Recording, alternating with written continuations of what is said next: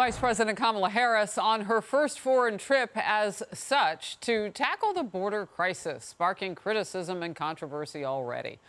In fact, just minutes ago, she wrapped up a meeting with the president of Mexico as we get border apprehension numbers not seen in decades. So she's there, and the reality is here. Axios reporting Customs and Border Protection took some 170,000 illegal immigrants into custody last month alone. Nearly 900,000 stopped since October. And the vice president? Well, here's her message to them trying to get here. I want to emphasize that the goal of our work is to help Guatemalans find hope at home.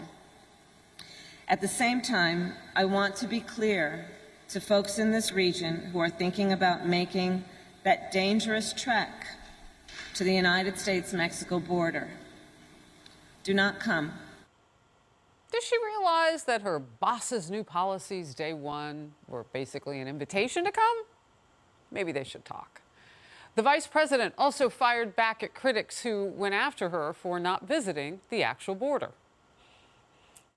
The reason I am here in Guatemala as my first trip as Vice President of the United States is because this is one of our highest priorities, and I came here to be here on the ground to speak with the leader of this nation around what we can do in a way that is significant, and I will continue to be focused on that kind of work as opposed to grand gestures. Still, she continues to get pressed about when she will actually go to the actual border, 76 days into the period where the president has put her in charge of the crisis there. Do you have any plans to visit the border? At some point, we are going to the border. We've been to the border. So this whole thing about the border, we've been to the border. We've been to the border. You haven't been to the border. And I haven't been to Europe. And I mean, I don't understand the point that you're making. I'm not discounting the importance of the border. Charlie, why do I feel sad when she says that she doesn't understand the difference between the borders in Europe and the border that separates the United States from the next nation?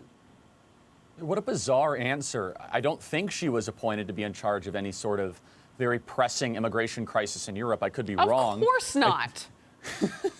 I don't quite understand the deflection. That is not her strong suit when she's put on defense on those questions. Giggling? And it's very simple.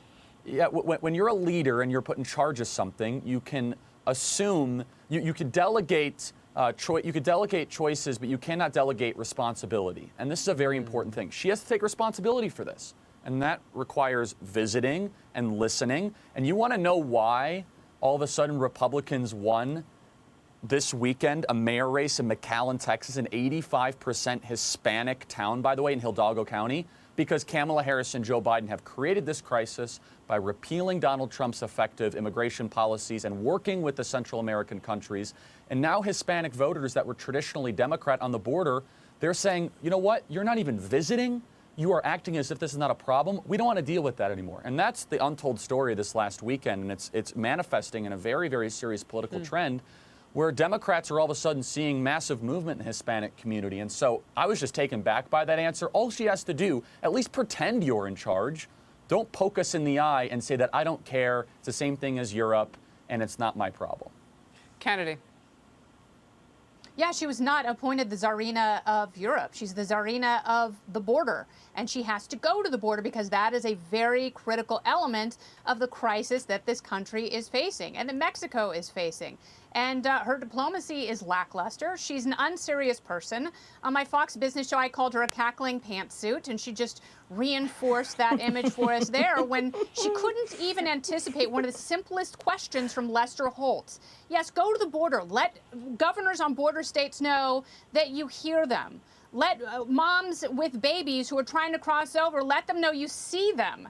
Why don't you go visit some of these kids in cages? Because their policies are what is incentivizing parents from places like El Salvador, Guatemala, Honduras, Nicaragua, Mexico to send their children unaccompanied with coyotes who seem to be the only ones who are benefiting from this whole thing. It is a multi-tiered crisis. She is an unserious person who is incapable of handling a war on several fronts. It's like a primer, Kaylee, on how best to hurry up and mistreat people and treat them like pawns in your game coming from the South. You know that the people are going through a mighty struggle to try to get here. Some of them getting harmed along the way, raped, taken advantage of by drug cartels. I mean, the stories are so numerous. The cartels putting those bands to mark them like animals to show who paid for the journey and who didn't. I mean, it's a living hell. And they are being treated like pawns in a game. Come, don't come. Policies say come. Vice President says don't. I mean, what is this, Kaylee? Yeah, that's right. And of course, now you've had the El Salvadoran president, the Guatemalan president, and the Mexican president lay the foot of blame for this at the Biden policies, exactly and squarely where it should be.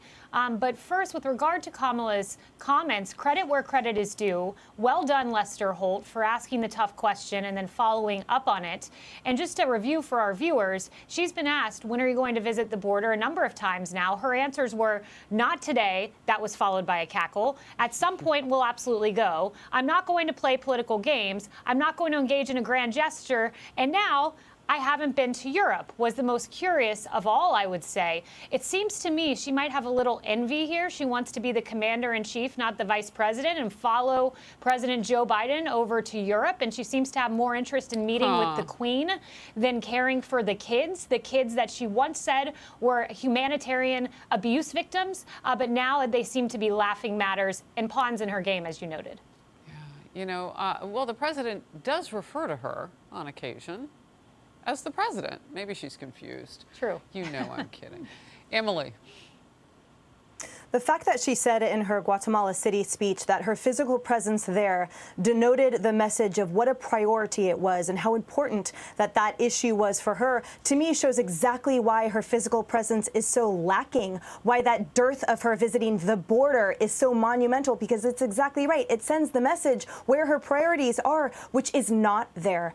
And I also want to point out her blanket hypocrisy. Remember in 2017 when she tweeted out, "Say it loud, say it clear, everyone is welcome here, hashtag no ban, no wall." And just in March 2019, when she said, "I disagree with any policy that would turn America's back on people who are fleeing harm.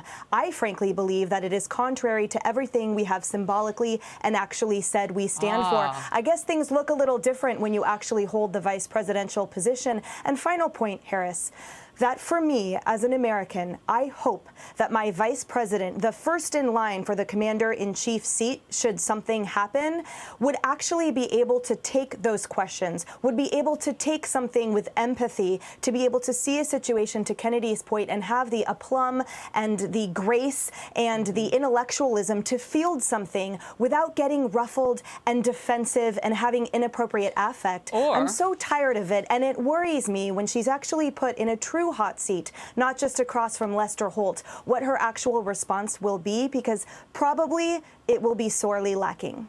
Or it will come with a cookie. A caramel cookie. If you don't have a puppy, then raise the cookie.